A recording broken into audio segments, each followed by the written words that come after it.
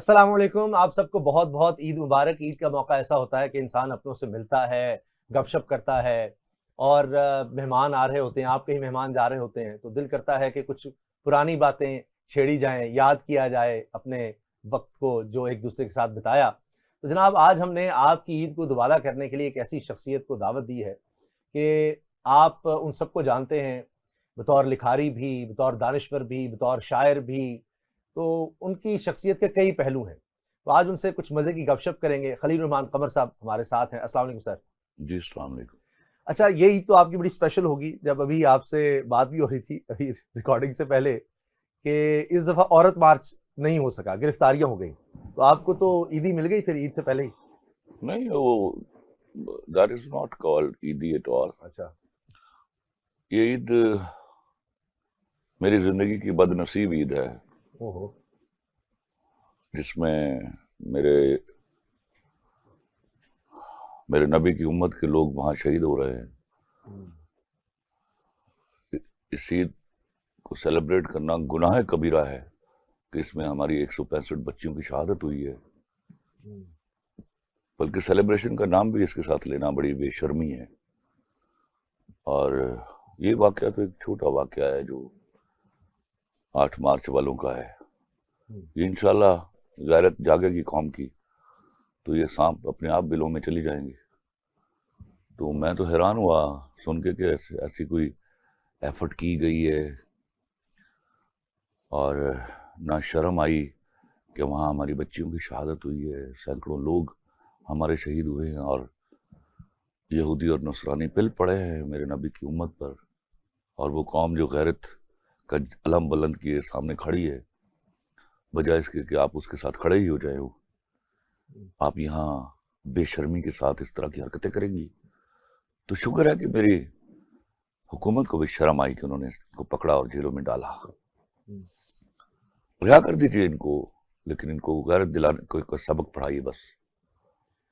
अच्छा, आपसे कई दफ़ा जब बात होती तो आप कहते थे कि मुझे लगता है कि मेरी ज़िंदगी का मकसद ही ये हाँ, था। मैंने कहा, मैं जब ये टैनल से नीचे उतरा था तो मैंने बाकायदा लफ्जों में कहा था, I was looking at my lord, और मैं कहा, या अल्लाह, ना तो मैं बैंकिंग के लिए आया था ना लिखने के लिए, मैं इसी काम के लिए आया था शायद।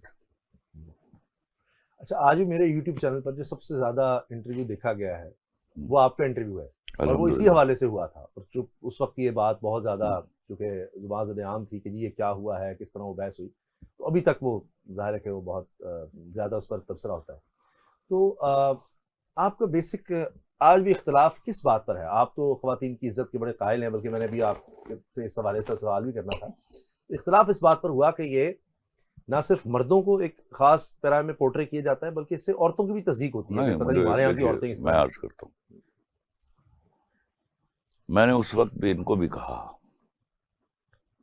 कि हुँ। अगर फेमिनिज्म जो है वो विमेन राइट्स की बात करता है हुँ। तो मैं सबसे पहली सब में खड़ा हूँ। मैं सारी उम्र मेरा ड्रामा जो है इस पर्टिकुलर पॉइंट के गिर्द रिवॉल्व करता रहा है कि मेरी औरत जो है वो she should be powerful, she should not be empowered to insult the man. हुँ। मेरे यहाँ कभी आपको हीरोइन में रोती हुई नहीं मिलेगी, और अगर कहीं वो रोई है तो याद रखिएगा वो डायरेक्टर की गलती थी, हुँ। और वो डायरेक्टर में दोबारा फिर काम नहीं करता उसके साथ। मैं अपनी हुँ। हीरोइन को रोने नहीं देता, हुँ। I never want. दूसरी बात, मैं हमेशा से प्रीच कर रहा हूँ, even in my family when I was not in fame at all, कि याद रखिएगा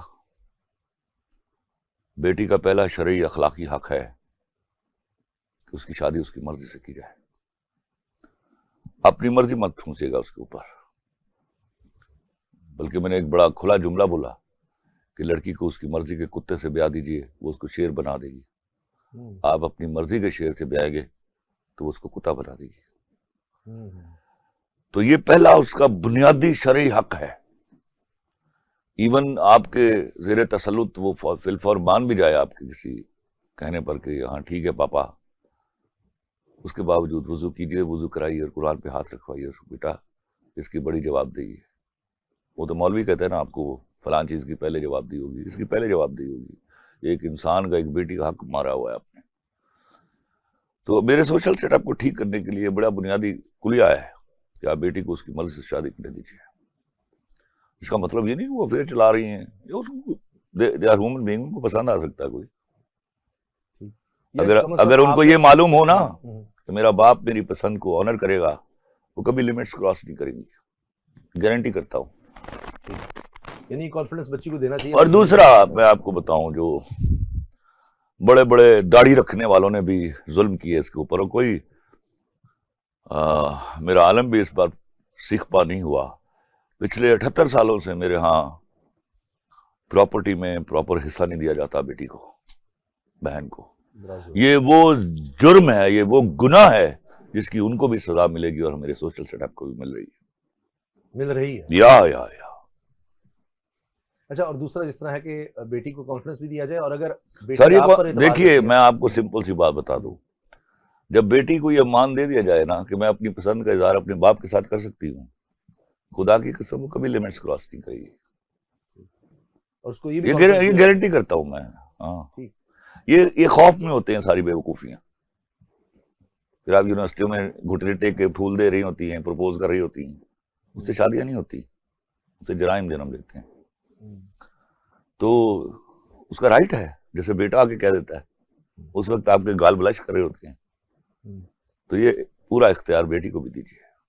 और अगर आपने कोई पसंद किया तो उसको ये कॉन्फिडेंस हो कि मैं इनकार कर सकती हूँ कि नहीं, ये नहीं, या ये भी उसके पास पूरा कॉन्फिडेंस हो कि नो नो नो नो, इस तरह जैसे वो आम किसी बात पे इनकार कर देती है, and you should just agree to her, कोई फोर्स ना करे। या नो फोर्स तो सर, फोर्स का मतलब है आप मेरे माशरे का बेड़ा गर्क करें। अच्छा, ये बताइए कि आप किससे ज्यादा डरते हैं, बेगम से या बेटी से? पहले बेगम से डरता था, बेटियों से डरता हूँ। अच्छा, बेगम का डर अब भी है, लेकिन बेटियों का ज्यादा बढ़ गया, वो जरा हुलूल कर गया उनमें। अच्छा, वो किस लिहाज से, किस बात पर? हर बात में मैं अच्छा क्या करूं, क्या कहूं, कहां तक सुनोगे, कहां तक सुनाऊं। बट आई लव दैट, मुझे इस डरने से मोहब्बत है। बेगम से भी डरा तो पूरे चमोखम के साथ, अच्छा, और बेटियों से भी डरा तो पूरे करो फर्क के साथ। किस बात पर डांट पड़ जाती है या मैं एक्सप्लेन करके जाना पड़ता है मुझे, मैं कहाँ जा रहा हूँ और कब आऊंगा, कितने बजे आऊंगा, अभी किधर हूँ, लेट क्यों हूँ, कहाँ हूँ। अभी मुझे when I was on the way, मुझे दूसरे चैनल पे जा रहा था, तो बाहर हो आप, ये जब मुझसे बात की उसने, सलाम करने के बाद उसने कहा बाहर हो आप, अच्छा कहाँ फिर रहे हो? मैंने बताया मैं चैनल पे इंटरव्यू रिकॉर्डिंग के लिए जा रहा हूँ, तो थम गई वो। हालांकि वो शादी हो चुकी है, उसके घर जा चुकी है वो। माशाल्लाह माशाल्लाह। हाँ, और मैंने देखा तबीयत खराब हो तो तब भी अद्वियात पर भी कि टाइम पर क्यों नहीं खाई, खुराक में ध्यान, परहेज किया नहीं किया, उस पर भी बड़ी सख्ती हो रही होती है। सख्ती तो छोटा, आपने तो आंखों से कुछ देखा भी हुआ है। बकायदा, क्यों नहीं ली दवाई, अभी आ रही है, अभी आ रही है, पहले आपको खाना पड़ेगा ये जी वो टाइम हो गया, अगर दवाई लेनी है तो पहले अब ज़ाहिर है उसके लिए कुछ खाना है, और वो सारा कुछ हो रहा होता है। अच्छा, माशाल्लाह बेटे की भी शादी कर दी, बेटी की भी कर दी, तो ये एक बेटे का निकाह भी कर दिया। माशाल्लाह माशाल्लाह, ही इज वेरी यंग। कहाँ यंग है वो? अच्छा, वो तो एक दिन उसने एतराज किया कि यार ये क्या है यार, मैं आपको कहूंगा तो आप मेरी शादी करेंगे। अच्छा, मैं जब मिला तो मुझे बड़ा उम्र में छोटा लगा, हाइट में जरूर बड़ा है। हाँ, नहीं वो माशाल्लाह ही इज 28 नाउ। वो उससे छोटा कजन था उसका, अच्छा, छोटे भाई का बेटा, जिसका हम गाड़ी में जिक्र कर रहे थे। अच्छा अच्छा, उसकी शादी थी, तो मेरे पास आया, कहता मैं आपको इतना अनजस्टफुल नहीं समझता था। ओह, क्यों, क्या हुआ? मैंने कहा यार वो छोटा है मुझसे, उसकी शादी हो रही है। देन मैं कहा मेरा निकाह कर दो, इसलिए मैं फौरन निकाह किया उसका। वाह, ये आपने उसको भी कॉन्फिडेंस दिया हुआ है। या सर, कैसी बात करते हैं। अच्छा सर, ये बताइएगा कि जिस तरह आपने अभी बात की बेटा और बेटी की, तो एक बेटी गई है, वो आज भी आपका ख्याल कर रही है, और एक बेटी आई है, तो ये कैसा एक्सपीरियंस है, बेटी को रुखसत करना और फिर बेटी लेकर आना? मैं शायद, I hope you trust me, जितना तकलीफ में मैं होता हूँ जब मैं बेटी को रुखसत करता हूँ, तो मेरी वही हालत होती जब मैं किसी की बेटी लेकर आ रहा होता हूँ कि वो अच्छा। उस पर भी यही विपता पड़ी है, और उनको फिर मैं हाथ जोड़ के कहता हूँ कि मैं कसम खा के कहता हूँ मेरी बेटियों से ज्यादा प्यार और एहतराम किया जाएगा, और उसको मैं बाय ऑल मीन्स निभाया जाता है मेरे घर में। माशाल्लाह। हाँ। तो इसका मतलब आपके बेटे को भी पता है कि वालिद साहब ने इसका ज्यादा ख्याल करना है मेरे ऑफ से। कोर्स उसकी जरूरत नहीं हो आके हम्म। तो उसके खिलाफ बहस कर सके, ना मेरी बीवी सुनती है ना मैं सुनता हूँ। She is right, that's it. पहले दिन से ही अच्छा आपने सुननी भी नहीं है कि नो कौन नो सही नो कौन है? नो नहीं, नो नो कोई नो भी बात है कहेगी वही वही सही ना है, बेटी ना, ही ये सही है, वाली बहू ही महफिलें सही नहीं है। लगाने देता। वो बेवकूफ लोग हैं जो बेटी के खिलाफ होने वाली महफिल का में किसी सालस को बिठा लेते हैं। नो नहीं, दैट्स नॉट अलाउड। बेटियों को डिस्कस नहीं किया जाता महफिलों में, ना अपनी बेटी को ना किसी की बेटी को। तो ये मैं बहू इज अ ब्लेसिंग। माशाल्लाह। किसी को इजाजत नहीं है जब तक वो सो के ना उठे उसका दरवाजा भी खटखटाए। नो वे। इसी तरह मेरी बेटियों का अपनी मर्जी से उठती थी।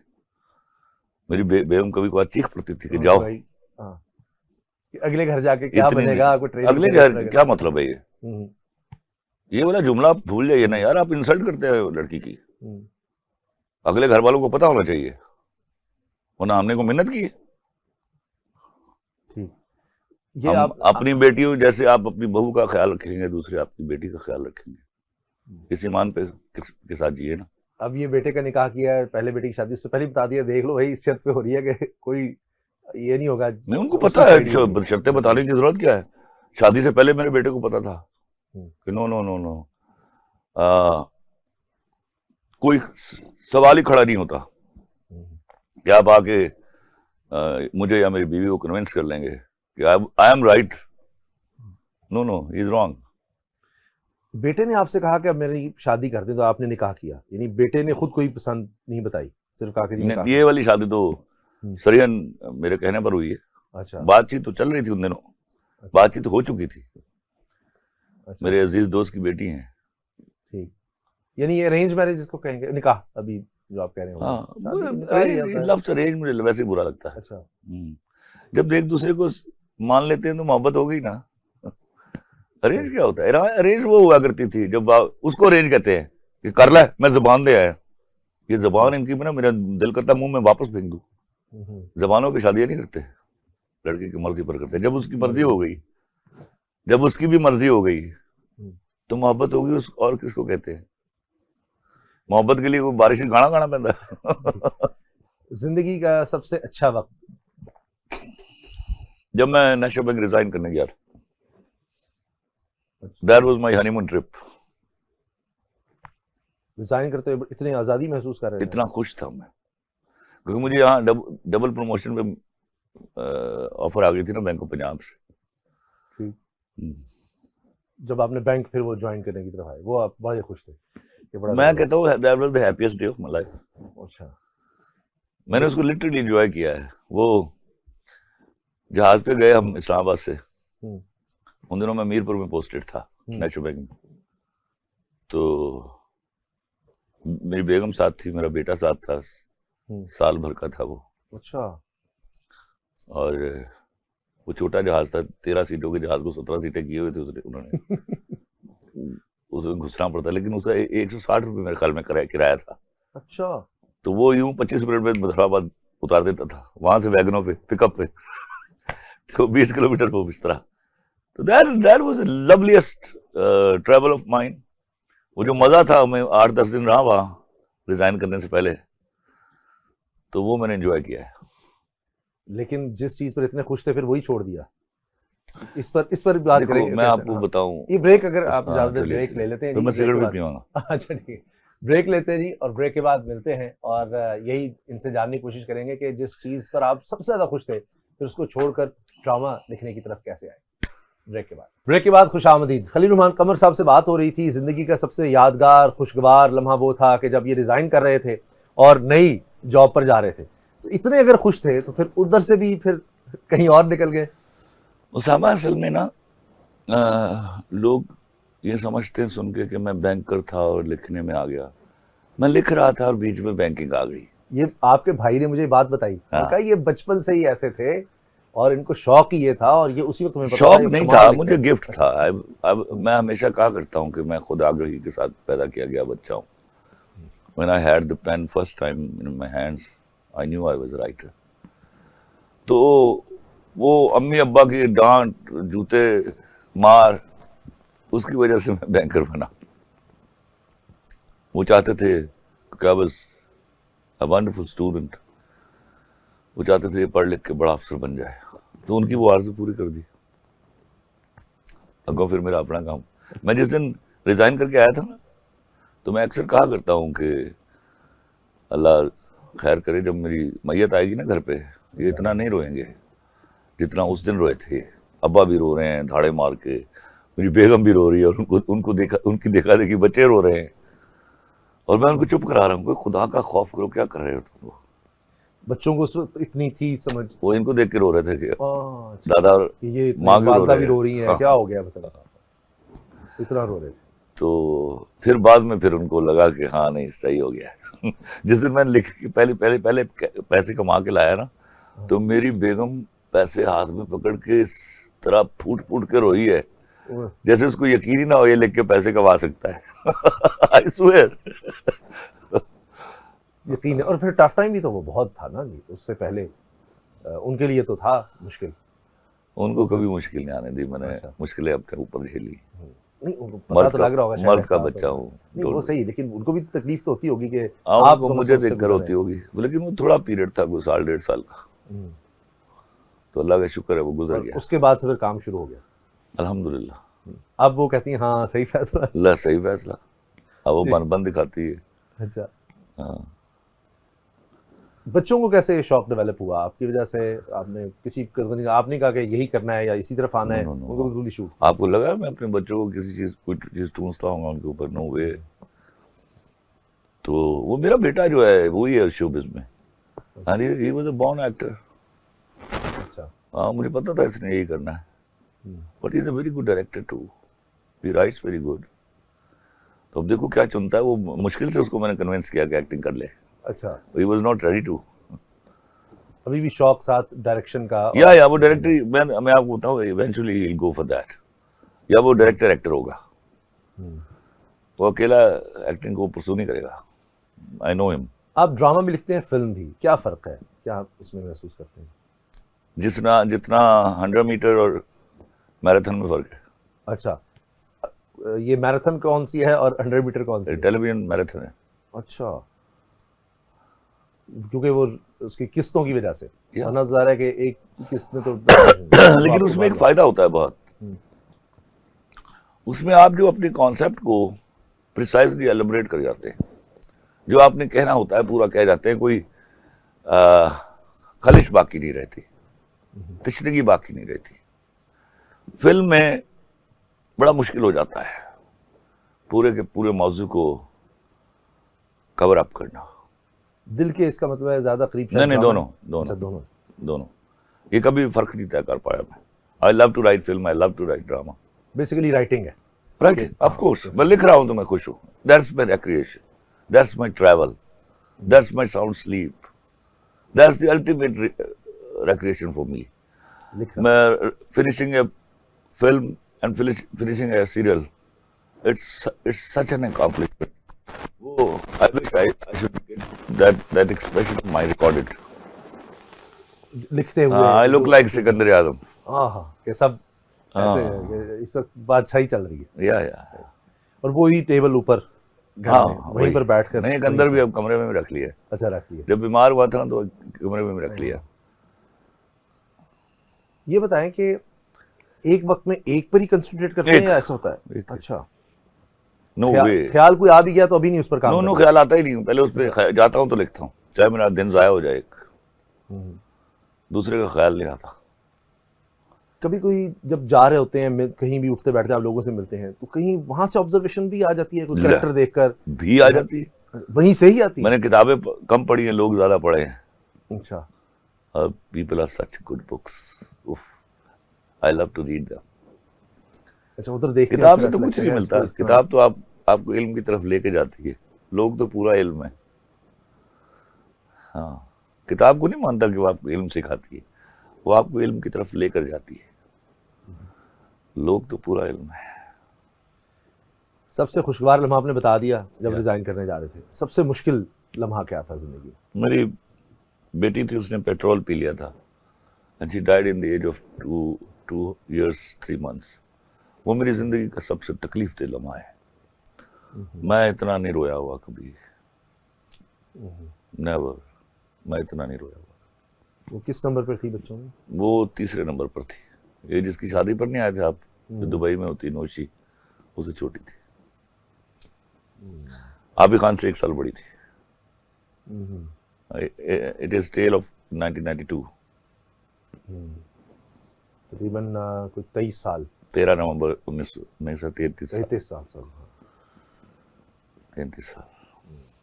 तो उस पर मैंने 2 अशआर भी लिखे थे उसके लिए। अच्छा। मेरी बच्ची मैं वो पंदो नसा के रिश्ते। पंदो नसा का मतलब नसीहतें करना, समझाना, कि बाप का ही रिश्ता होता है ना। मेरी बच्ची मैं वो पंदो नसा के रिश्ते, तेरी तुरबत के सराहने पे ही तोड़ आया हूं। मैं जो कहता था कि मिट्टी से ना खेला करना, तुझको मिट्टी के ही एक ढेर में छोड़ आया हूं। यकीनन बहुत बड़ा उसमें सदमा। ऑफ कोर्स वो आज तक नहीं भूलता मुझे। जब तबीयत खराब हुई आपकी तो लिखने में मुश्किल हुई उस वक्त? लिखा ही नहीं गया। 1.5 पौने 2 साल में लिख नहीं पाया। उसका बड़ा फाइनेंशियल नुकसान हुआ मुझे। अल्लाह का शुक्र है कि निकल गया उसमें से। वो मुश्किल वक्त वही होता है कि जी आप लिख के नहीं दे रहे, कुछ ऐसे भी होते हैं ऑफ कोर्स ये, लेकिन नहीं, बहुत सारे दे टू अंडरस्टैंड। क्योंकि मैं कभी भी जल्दी में लिखता नहीं हूँ, तो पहले भी आदत थी उनको, और मैं उन्हीं के साथ काम करता हूँ जो जानते हैं मुझे ठीक से। तो इंतज़ार ज़रूर कर रहे थे कि मैं ठीक हो जाऊं, लेकिन ज़्यादा प्रेशराइज नहीं किया। लेकिन मुझे तो ख्याल था ना, अल्लाह का शुक्र है कि अब बेहतर हो गया हूँ मैं। अच्छा, कुछ अदाकार आपको पसंद हैं, इसी तरह कुछ गुलकार हैं जो आज के आपको पसंद है? राहत फ़तेह अली खान ने दोबारा कभी आपको यार दोबारा लिख देना हमारे लिए? इश्क है मेरा राहत फ़तेह अली खान से। अच्छा। सरमाया मेरे मुल्क। ठीक। वो कहते हैं आपको दोबारा 99% गाने उसी ने गाए हैं। अभी जब लिखूंगा मोस्टली वही गाएंगे। वो खुद आपसे राब्ता करते हैं या आप कभी लिखते हैं? कहते हैं यार नहीं, हम राब्ता करते हैं, कभी वो भी करते हैं। मेरा याराना है उसके साथ। I love him, he loves me, that's it. जब कोई एल्बम वगैरह निकालनी है तो या कोई आपने लिख दिया ऐसा तो आपको ख्याल आता है कि यार ये अच्छा है, अगर तुम्हें पसंद नहीं, आए मैं ना ये वाले जुमले नहीं होते, ये तुम्हें पसंद आता है तो ये करना है इसको गाओ प्लीज यार। अच्छा। हम ये चीजें जो अल्लाह की देन है उस पर तय की जा सकती है कि ये पसंद आएगा नहीं आएगा। वो देता ही अच्छा, अल्लाह का शुक्र है।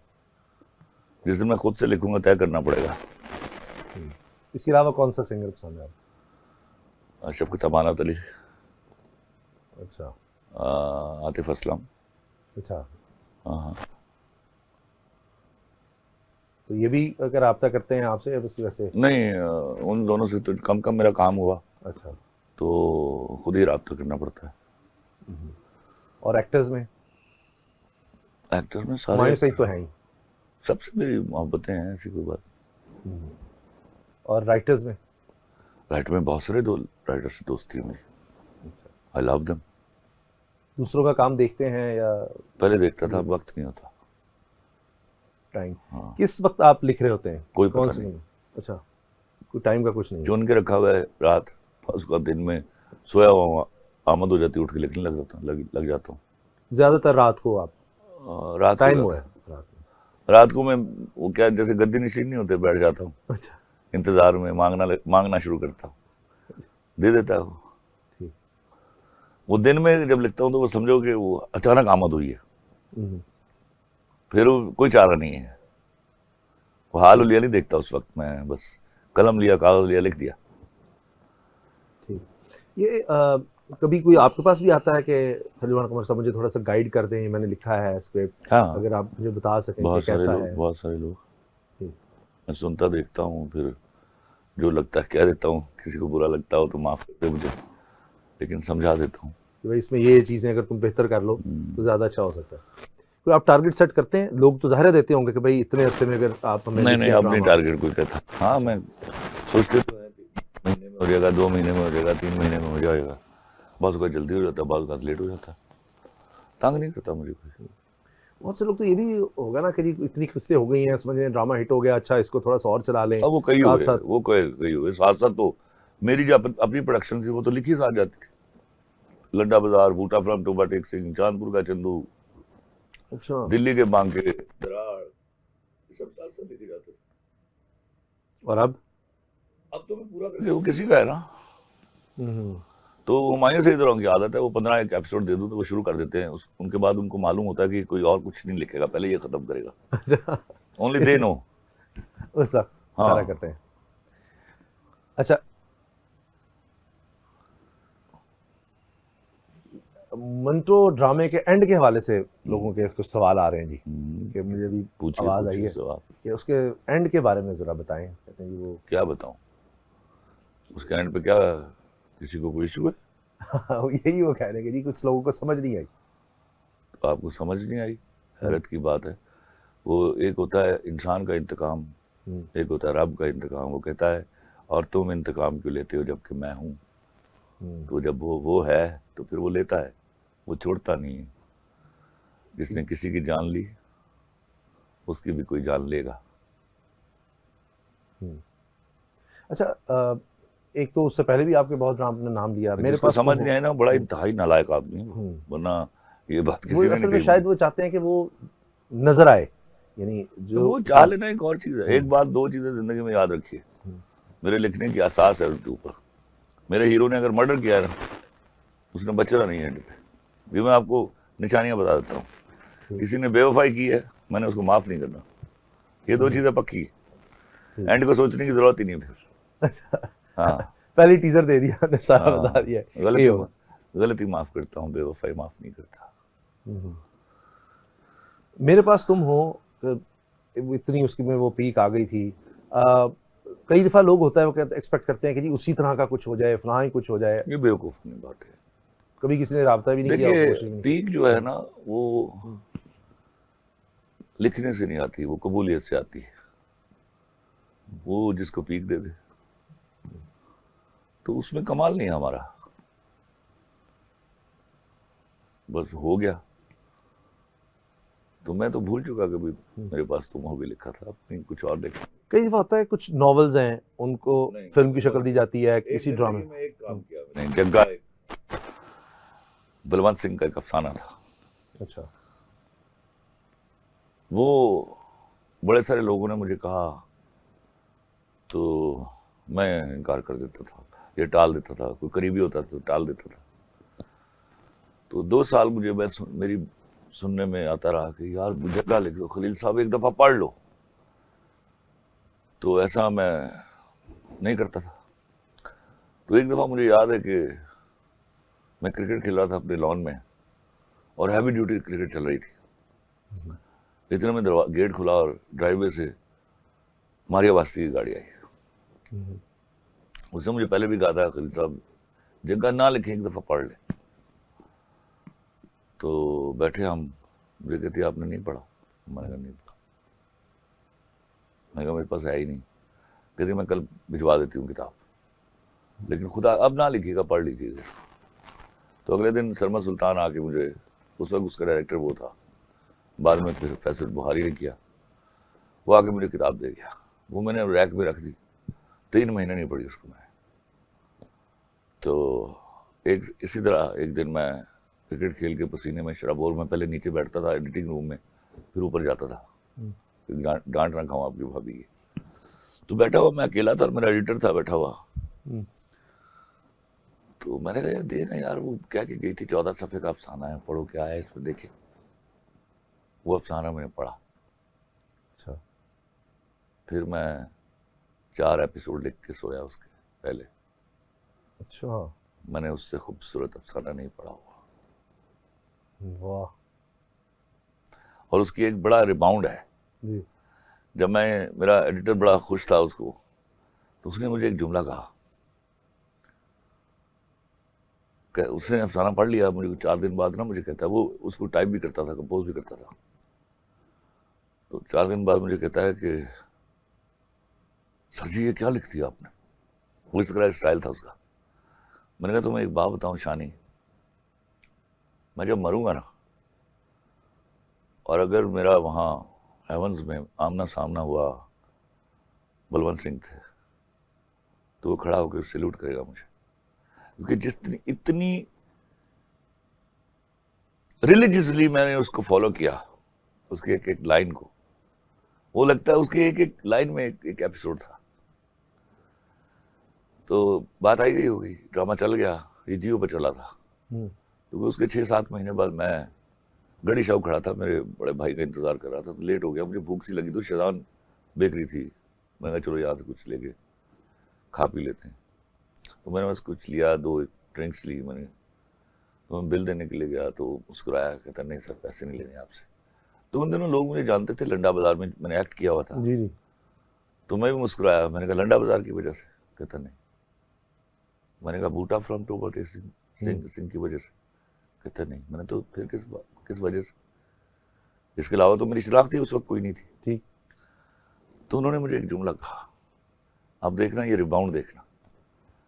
कहता खलील साहब मैं समझता हूँ कि दुनिया में बलवंत सिंह के बड़े फैंस होंगे, लेकिन मैं समझता हूँ कि दुनिया में मुझसे बड़ा बलवंत सिंह का फैन कोई नहीं है।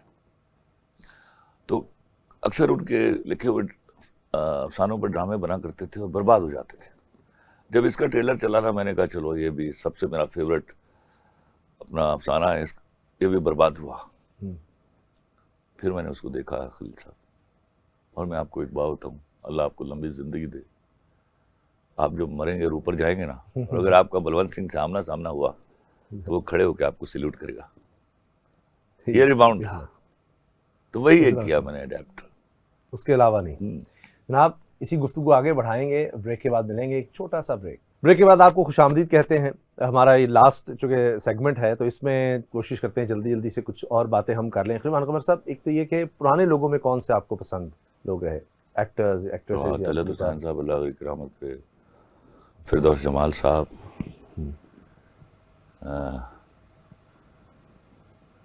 सलीम कुछ करके नाम था उनका, वो बहुत अच्छे थे। हमारी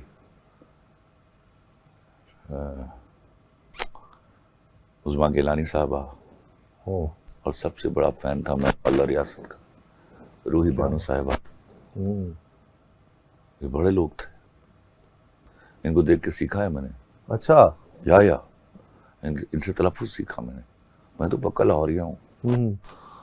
यही से मतलब जब वो उनके मैंने इनको इसी तरह नोट करते थे, मैं स्कूल में बैठ के पढ़ रहा हूँ। तो इस तरह जो ड्रामाज होते थे उस वक्त भी आप इस चीज़ को नोट करते थे कि ड्रामा बहुत अच्छा लिखा हुआ है, या उनसे इंस्पिरेशन होती थी? मेरे अंदर ड्रामा था, मेरा ड्रामा ही तो छपता था मोस्टली मेरा। कौन से ऐसे ड्रामास थे जो देखकर आपको बहुत इंस्पिरेशन मिली? बहुत सारे ड्रामे हैं, कईयों के नाम याद नहीं है, लेकिन क्या ड्रामे थे। वो मुस्तसर हुसैन साहब का ड्रामा था जिसमें पहली दफ़ा आई थी मदिया शाह। अच्छा। तो सूरज के साथ साथ गालिबन उसका नाम था। अमजद इस्लाम अमजद साहब के ड्रामे हैं, दिन रात, ब्यूटीफुल, अपा बानो कुदसिया के ड्रामे हैं। I used to love them. फिर आप समझते हैं कि ये ड्रामे आपकी इंस्पिरेशन एक बने कि यार ये ऐसा लिखना चाहिए? इंस्पिरेशन मेरे यहाँ कोई नहीं होता, वैसा मैंने कभी नहीं लिखा। मुझे आप ये नहीं कह सकते मैं वैसे की बात है कि भाई इस तरह जिस तरह ये लोग काम कर रहे हैं, मुझे मैं तय हुआ कि ये अच्छा है, ये खूबसूरत है, और फिर आखिर कोई नहीं होता। कुछ लोग इंस्पायर तो करते हैं ना कि आप देखते हैं कि यार ये तो नहीं, अगर इंस्पायर की कोई बात करोगे आप तो आगा हशर कश्मीरी है, उनका मंजूम ड्रामा होता था। अच्छा। तो चूंकि मैं बुनियादी तौर पे शायर हूँ, तो मेरा मुकालमा भी ऑलमोस्ट मंजूम होता है। आप उस पर हारमोनियम बजा लीजिए सीन के ऊपर मेरे साथ। अगर किसी से कोई इंस्पिरेशन है मेरी तो वो आगा हशर कश्मीरी, आगा हशर कश्मीरी। पसंदीदा शेर कोई अपने? एक पर हमने इख्तिताम करना है, उसके अलावा जो आपने अभी लिखा है उसके अलावा। रफू घरों से मुलाकात करके आया हूँ, तुम्हारे जख्म दिखाए हैं बात करके आया हूँ, किसी नए से मोहब्बत की बात छेड़ी है, लगा है दिल से कोई हाथ करके आया हूँ। वाह। दिल से हाथ करे से मुझे अब याद आ गया कि बहुत से लोग खान साहब के बारे में ख्यालात भी बदल गए, हालात भी बदल गए, आप नहीं बदले। आपके आज भी इमरान खान साहब के बारे में उसी तरह की सोच वही ख्याल। मोहब्बत है सो है। अच्छा, पहली मुलाकात कुछ को याद है? याद है। किस तरह हुई और तब से फिर आप इनसे हुए कि यार He ये was बंदा Prime काम। Minister that time. अच्छा, तब मिले थे। इससे पहले एक मुलाकात कैजुअल थी और मेरी शर्त ये थी कि मैं वन ऑन वन मिलूंगा। अच्छा, तो फिर मैं दुबई में था, मुझे फोन आया शहबाज गिल का ठीक। कि कल आपकी प्राइम मिनिस्टर साहब से मुलाकात है। तो मैंने फिर सीट कैंसिल कराई लाहौर की और मैं इस्लामाबाद में लैंड किया। मैं तब हुई। और किस हवाले से थी, कुछ ड्रामा वगैरह या वो इस तरह छोड़ी का? बातें नहीं बताया करता। अच्छा, ठीक। कोई इशारा भी नहीं कर सके आप, कोई इस तरह की? अच्छा, वैसे ही कोई मशवरा वगैरह करना था? उससे मिलकर मुझे लगा, पता चला कि प्राइम मिनिस्टर इस तरह के होते हैं। और ऐसा प्राइम मिनिस्टर मुझे चाहिए था जो ये सोच रहा हो कि खलील मेरे मुल्क में बिल्डिंग्स इस तरह बढ़ने की बजाय इस तरह बढ़ रही हैं और कल हमारे पास सब्जियां फल उगाने के लिए जगह नहीं बचेगी। ये मैंने किसी प्राइम मिनिस्टर को बोलते हुए नहीं सुना। फिर talk about something to be done for the poor people, he'll immediately turn to you, guaranteed। बाकी मुझे कुछ नहीं मालूम। मुझे अपने लोगों के लिए काम करने वाला शख्स पसंद है, वो कोई भी हो। मेरी जान का दुश्मन, one who is committed to my poor people and is ready to do things for them, my favorite, my love। आज अगर कोई पैगाम पहुंचाना उनको जेल में? खुद दूंगा, क्यों जेल में? मैं मुलाकात कर सकता था, बट मैं इस हाल में उस आदमी को देख नहीं सकता। मैंने जिस आलम में उसको देखा हुआ है, मैंने पहली दफा देखा कि किसी शख्स को प्राइम मिनिस्टर की कुर्सी जो है छोटी पड़ रही है। I mean it. जब वो क्रिकेट खेलते थे उस वक्त भी तब से मुझे मालूम है उसको जीतना आता है, जीतने का हुनर आता है उसको। इंशाल्लाह वो जीत जाएगा। अगर उनकी रिहाई जब होती है तो फिर कुछ आपने सोच के रखा हुआ है कि जाकर क्या? कुछ भी नहीं। मैं जैसे, मुझे उनसे कुछ नहीं चाहिए। मुझे मेरे लोगों के लिए मेहरबानी चाहिए कि वो मेरे गरीब लोगों के लिए काम करे। हर शख्स दुनिया में आया, उसको बराबर का हक है जीने का। मेरे पास कोई इस्तेहकाक नहीं कि मैं अच्छा जी जाऊं, अच्छा खा जाऊं। ये हक सबको मिलना चाहिए, यही मेरे दीन का हुक्म है। सबसे ज़्यादा तो आप इंजॉय करते हैं लिखने को, लेकिन कोई काम ऐसा इंसान सोचता है कि भाई इसके साथ मैं ये भी करूं या जिंदगी में ये काम कर जाऊं? क्रिकेट खेली बहुत। अच्छा। फिर उसको छोड़ना पड़ा पढ़ाई की वजह से, क्योंकि मैं ये काम मैं यकसुई से करता हूँ, कोई काम जो कर रहा हूँ। तो one day me and my father sat down to decide कि मुझे क्रिकेट में जाना है। मुझे वंडरफुल क्रिकेटर। अच्छा। कि मुझे पढ़ाई करनी है। तो गुरबत ने बताया कि नहीं, तुमने पढ़ाई करनी है, बड़ा अफसर बनना है। हाँ। ये तकरीबन क्या एज थी और आप क्या ऑलराउंडर थे? Batting, bowling? I was a classy batsman यार। अच्छा। मैं और आमिर मलिक ओपन करते थे विक्टोरियस की तरफ से। I was in class 9th that time. Asad Rauf umpire थे ना हमारे। जी जी। इनको शाहबाग में हम काकू खान बोलते थे। अच्छा। इनकी साइकिल चला के जाता था, इनको लेके 20 रुपए मेरे नेट पर ये देते थे, मेरे पास पैसे नहीं थे देने के लिए। 20 रुपए उस वक्त वो देने पड़ते थे। और अक्सर मेरा उनका 1-on-1 मैच होता था, मतलब मेरी टीम उनकी टीम। मैं पहले आउट हो गया तो मैच दोबारा शुरू, वो पहले आउट हो गया तो मैच दोबारा शुरू। अच्छा। हाँ। और ये हार्ड बॉल से ही? यार मैंने खेला ही हार्ड बॉल। अच्छा। मतलब होता ना पहले? नो, उस वक्त तो कॉन्सेप्ट ही नहीं था। नेट पे आप बता रहे हैं और सर मैं गीली करा के ना बाल्टी में गेंद बगैर पैड्स के सीमेंटेड विकेट पे प्रैक्टिस करता था। क्या बात करते हैं आप शाहबाग में जाइए, पूछेगा वो आपको शौक उस वक्त? ये तो अब इनको देखता हूँ मैं, लल्लुओं को। अच्छा। हाँ, अभी क्रिकेट टीम है। तौबा इस्तग़फ़ार। आपके तो मैंने देखा क्रिकेटर्स दोस्त अब भी जो अब भी दोस्त है। मैं, मेरा क्रिकेट पैशन है मेरा। मैं तो जिम्बाब्वे और हॉलैंड का मैच भी देखता हूँ। अच्छा। पूरे ईमानदारी के साथ। तो अभी कौन से आपको पसंद है क्रिकेटर्स? ਛੱਡ ਯਾਰ, ਉਹਨਾਂ ਦਾ ਨਾਂ ਲੈਣ ਨੂੰ ਸ਼ਕਲਾਂ ਥੁੱਕਣ ਦਿਲ ਕਰਦਾ, ਪਰ ਹੈ ਤੇ ਸਹੀ ਹੋਈ ਨੇ। अच्छा, नहीं कोई तो हो ना नहीं, कि अब- यार चलो इनमें ये बेहतर है। Indians have changed the cricket now. उन्होंने चपेड़ मारी है सबके मुंह के ऊपर। दे आर ये प्लेइंग वंडरफुल। जिस तरह एक वक्त में Unbelievable। ऑस्ट्रेलिया था। नहीं सर, इस तरह कोई भी नहीं आया। मैंने अपनी जिंदगी, मैंने जब से क्रिकेट का सुना है तुम लोगों के, तब से मुझे होश था। मैंने ये वाली क्रिकेट नहीं देखी जो उन्होंने करके दिखा दी आपको। जिस तरह वो क्रिकेट वो that is something super normal, super normal. वो ऑर्डिनरी क्रिकेट नहीं खेल रहे, ऑर्थोडॉक्स तो उससे आगे निकल गए वो। और हम बहुत पीछे रह गए। अच्छा अच्छा। ये फिर आप- साडा पता की हाल है हाँ, पाकिस्तानी क्रिकेट के लिए। मुझे एक लतीफा याद है। हाँ, एक बंदा ना अमीर आदमी सी, वो कभी फ्रांस की डरबी जितया घोड़ा मंगा लवे, कभी स्पेन का मंगा लवे, कभी इटली का मंगा लवे, तो घोड़ा आके लाहौर हार जाए हर बारी। अच्छा एक दिन उन्हें कोई अमरीका का मंगा लिया, ऐतकी ही वाज प्रीटी श्योर, ते नाल उहदे शरीकेदार भी, कजन भी आए सन। ते घोड़ा दौड़िया, दौड़दा दौड़दा 2 मिनट बाद सब तो पीछे। तो उन्हें पूछा, उन्हें शरीकदार ने पूछा, भाई साडा घोड़ा केड़ा है? कहना जिन्हें सारे अगे अगे लाया, लाया। साडी टीम हो जिन्हें सारे अगे लाया है। उसी से चलो लग गए। हंसी विषय थी। जिस तरह कहते हैं, ਸਾਡੇ ਕੋਲ ਅਸੀਂ ਤਾਂ ਬੰਗਲਾਦੇਸ਼ ਦੇ ਖਿਲਾਫ 114 ਰਨ ਤੋਂ ਹਾਰ ਗਏ। ਮੇਰਾ ਕੀ ਹਾਰ ਹੈ ਮੈਚ ਮੁੱਕਿਆ ਨਾ, ਕਹਿੰਦਾ T20। ਮੈਂ ਕਿਹਾ ਨਹੀਂ ਜਾ ਓਵਰ ਦਾ। ਕਹਿੰਦਾ ਕੀ ਗੱਲ ਕਰਦੇ ਹੋ, 114 ਕੀਤੇ ਨੇ। ਮੈਂ ਕਿਹਾ ਇਹਨਾਂ ਨੇ ਕੀਤੇ ਨੇ।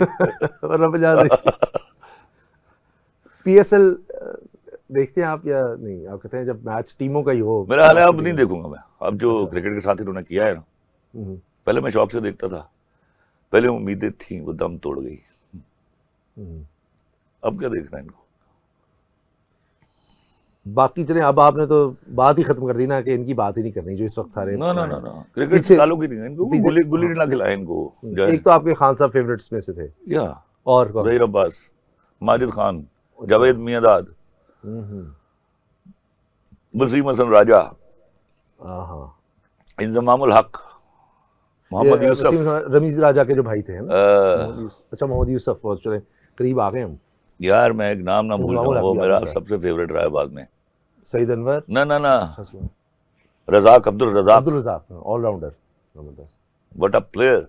अच्छा, वो भी आपको पसंद। ओह, उस बंदे को यहाँ कोच बनाना चाहिए, तो बंदे के पुत्र बन जाएंगे। थका हुआ पता नहीं कहाँ से बिल से निकाल के लाए हैं ये कोच जो है। ये वही इंपोर्ट ही किया हमने। हमारे साढ़े को आए, ਅਸੀਂ ਐਵੇਂ ਹੀ ਸਾਡੇ ਕੋਲ ਚੰਗੇ ਬੜੇ ਆਪਣੇ ਕੱਪੜੇ ਹੋ ਕਹਿੰਦੇ ਬਾਹਰ ਦਾ ਖਰੀਦਿਆ ਸੀ। ਉਹ ਬਾਹਰ ਲਈ ਜੇ। जो भी ट्राई करते हैं कुछ अरसे के खुदा बाद दी काम कसम। खराब है। नहीं, आप जिस तरह कहते थे कि हम ਉੱਥੋਂ ਦੇ तो- ਟ੍ਰਾਈਡ ਐਂਡ ਯੂਜ਼ਡ ਹੁੰਦੇ ਨੇ। ਇਹ ਲੰਡੇ ਦਾ ਕਪੜਾ ਜੇ, नहीं, ਜਿਹੜਾ ਅਸੀਂ ਧਵਾ ਕੇ ਪਾਇਆ है। नहीं, बाहर टीमों के साथ तो अच्छा परफॉर्म कर जाते हैं। पता नहीं जो सर, हम मुझे नहीं जो पता। अच्छे से अच्छा मैं तो करेगा, इसकी वो शक्ल और लतीफ़ा हमने नाम सुना पहली दिया। दफा सुना है जब ये अच्छा। हमारा कोच बना है। अपना चलाते हैं वो नहीं चलता, अल्लाह बाहर जाने चलाते हैं वो यार, नहीं चलता। ये कौन लोग हैं? मैं हैरान हूँ, आपके पास अब्दुल रजाक जैसा आदमी, आपके पास मोहम्मद यूसुफ जैसा आदमी है, कमाल। आपके पास शाहिद अफरीदी जैसा आदमी है। वो क्रिकेट खेलनी जे खुदा दे वास्ते कि तुसी भी मेरे यार मैराथन खेडन डे हो। किन्ने 100 ओवर ਦਾ ਮੈਚ ਜਿਹੜਾ ਖੇਡਦੇ ਹੋ, ਉਹ ਸਾਡੇ ਜਿਹੜੇ ਉਹ ਦੋ ਕਿੰਗ ਸਨ, ਉਹ ਇੱਕੋ ਆਪਣੀ 50 ਕਰਕੇ ਦੁਆਵਾਂ ਕਰ ਦਿੰਦਾ ਸੀ। हम्म, ਉਹ ਕੀ ਨਾਮ ਉਹਦਾ? रिजवान। रिजवान। तौबा नाउज़ बिल्ला, अगर कभी टीम ਦੇ ਕੰਮ ਆਇਆ ਹੋਵੇ तो ਇੱਕੋ ਸਾਡਾ ਕਿੰਗ ਹੈ। ਉਹ ਮਾਂ, ਮੈਂ ਕਿਸੇ ਚੈਨਲ ਤੇ ਪਹਿਲੇ ਵੀ ਕਹਿ ਕੇ ਆਇਆ ਕਿ ਮਾਂ ਜਿਹੜਾ ਆਪਣਾ ਸਭ ਤੋਂ ਕੋਝਾ ਬੱਚਾ ਹੁੰਦਾ ਉਹਨਾਂ ਦਾ ਨਾਂ ਸੋਹਣਾ ਰੱਖ ਦਿੰਦੀ ਹੈ। ਉਹਦਾ ਨਾਂ ਅਸੀਂ ਕਿੰਗ ਰੱਖਿਆ ਸੀ, ਕਿਸੇ ਕੰਮ ਦਾ ਨਾ ਕਰਦਾ। ਤੌਬਾ ਨਾਉਜ਼ ਬਿल्ला। ਐਨੀ ਦੇਰ ਤੇ ਕ੍ਰਿਕਟ ਆ ਜਾਂਦੀ ਹੈ। अच्छा, हाँ, वो रिकॉर्ड बस कर दो तुम्हारे रिकॉर्ड, हमने क्या करने हैं भाई। हम्म, पर एक बात याद रखो, आप पर सबसे इम्तहान का वक्त होता है जब आप अपने मुल्क को रिप्रेजेंट कर रहे होते हैं। सर वहां आपने सिर्फ मुल्क के लिए खेलना है, समझो।